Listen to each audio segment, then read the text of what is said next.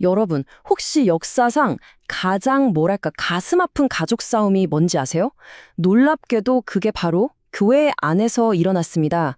아니, 한 지붕 아래에 있던 형제들이 어떻게 무려 1000년 동안이나 서로 등을 돌리고 살게 된 걸까요? 오늘 바로 그 이야기, 대분열이라는 사건을 한번 들여다보면서요. 지금 우리에게 정말 필요한 교훈이 뭔지 같이 찾아보려고 합니다. 자, 우리 바로 그 사건의 한복판으로 한번 들어가 보죠. 때는 1054년, 장소는 콘스탄티노플의 성 소피아 대성당. 교황의 특사였던 훔베르트 추기경이 제단에다가 파문장을 그냥 휙 던지면서 이렇게 외칩니다. 하나님은 보시고 심판하소서. 와, 이게 그냥 화가 나서 한 말이 아니었어요.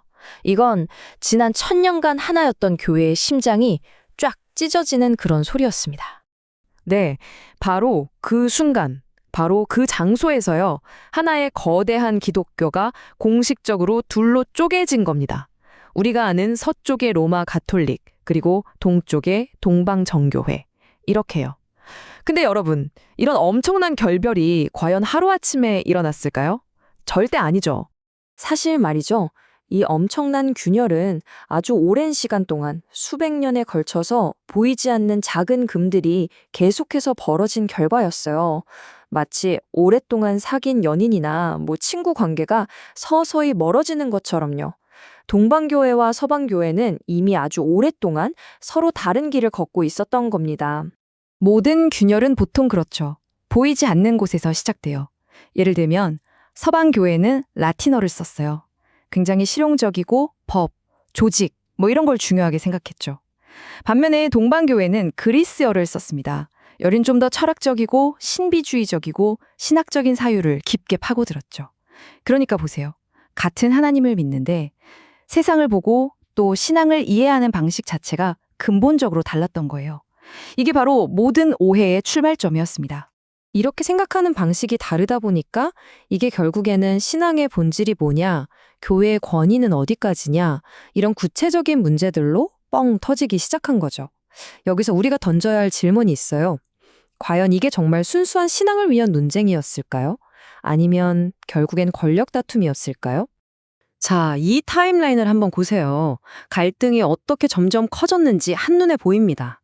시작은 8세기 성상 파괴 논쟁이었어요.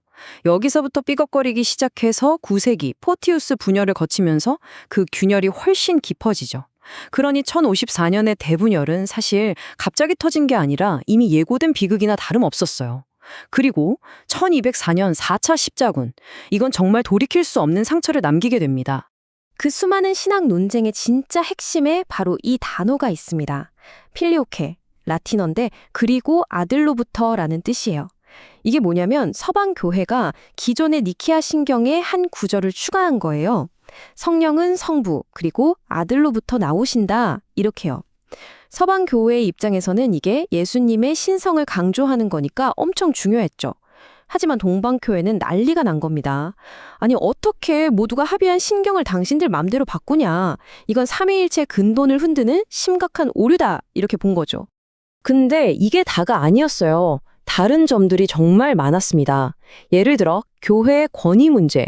서방은 교황이 짱이다. 이게 바로 교황 수위권이죠. 반면에 동방은 무슨 소리냐. 5명의 총대 주교는 모두 동등하다. 이걸 펜타르키라고 하고요.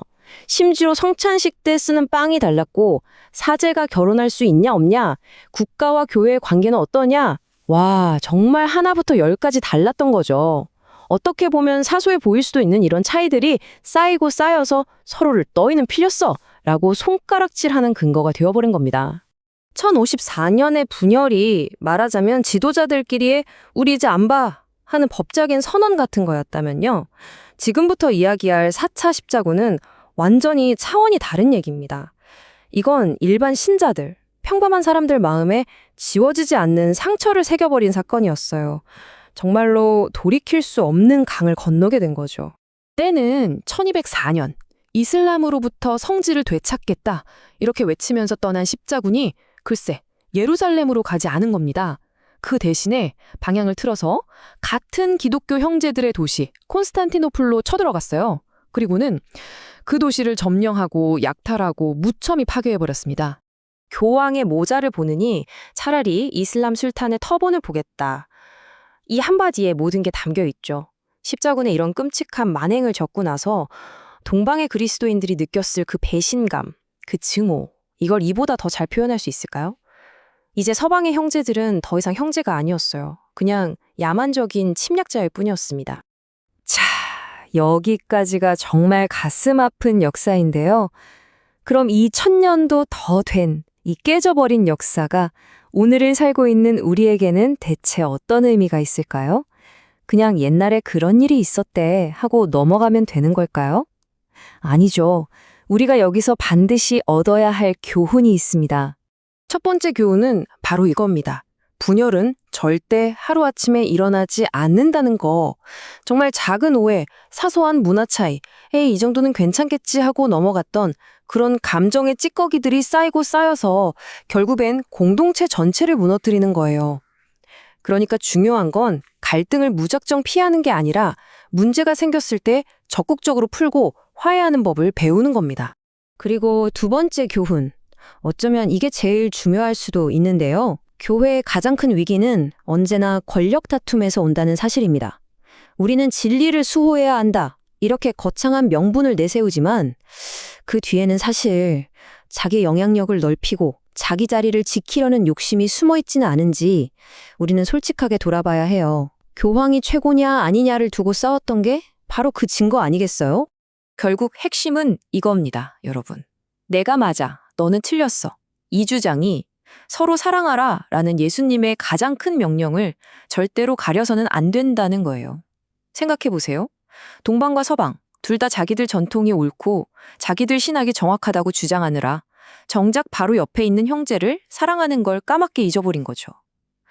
우리가 기억해야 할 것은 옳고 그름을 따지는 것보다 훨씬 더 중요한 게 바로 사랑이라는 사실입니다.